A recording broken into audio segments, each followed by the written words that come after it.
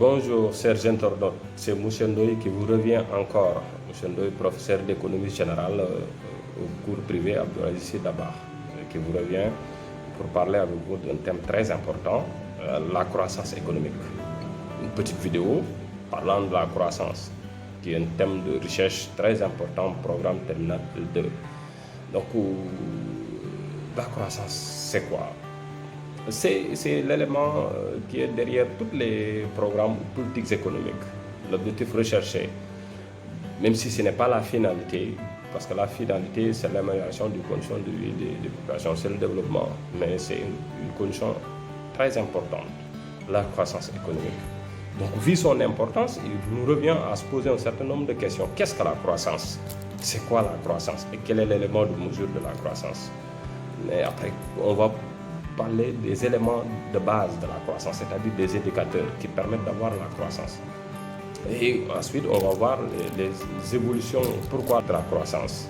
Donc, on va mesurer ça. Donc, on va y revenir avec quels sont les éléments de mesure de croissance, donc à moyen, long terme, donc, mais aussi annuel moyenne, global, comme on l'avait vu quelque part. Donc, on va y revenir, expliquer en détail comment on mesure la croissance dans ces différentes moyens, dans ces grandeurs en volume.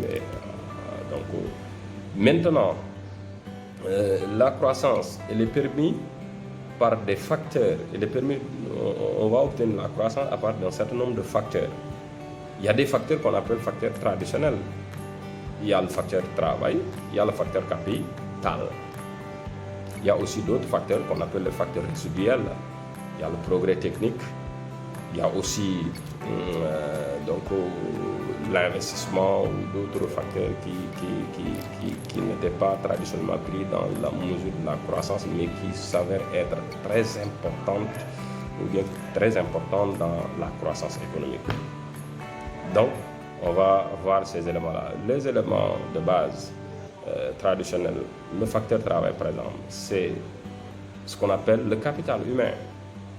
Le capital humain, donc c'est l'ensemble des moyens physiques et intellectuels d'un individu, bien de la population, pour produire des biens et des services. Donc il y a des travaux qui nécessitent de l'intervention physique. Donc ça aussi, c'est du capital humain. Il y a aussi de l'intervention intellectuelle. Les deux combinés donnent ce qu'on appelle le facteur travail, qui donne une rémunération aux acteurs et qui permet de survivre, bien de créer de la recherche. Là, le facteur travail, donc qu'on qualifie de capital humain, c'est très important dans la production des biens et des services.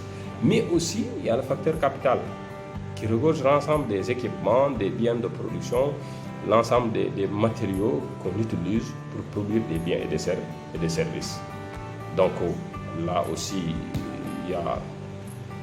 c'est très important dans la production, parce que le facteur capital permet de déterminer donc l'efficacité de la production. L'efficacité de la production dans une économie avec l'effet multiplicateur, le multiplicateur keynésien, bien l'effet donc de croissance économique. Quand on parle d'effet multiplicateur, on va aussi parler de l'effet qui n'était pas traditionnellement pris dans la mesure de la croissance, mais qui s'avère être très importante ou bien très importante dans la croissance économique.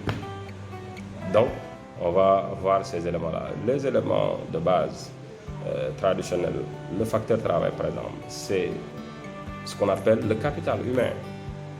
Le capital humain, donc c'est l'ensemble des moyens physiques et intellectuels d'un individu, bien de la population, pour produire des biens et des services. Donc il y a des travaux qui nécessitent de l'intervention physique.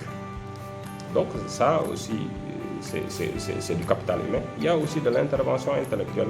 Les deux combinés donnent ce qu'on appelle le facteur travail, qui donne une rémunération aux acteurs et qui permet de survivre, bien de créer de la recherche. Là, le facteur travail, donc qu'on qualifie de capital humain, c'est très important dans la production des biens et des services. Mais aussi, il y a le facteur capital qui regorge l'ensemble des équipements, des biens de production, l'ensemble des matériaux qu'on utilise pour produire des biens et des services. Donc là aussi,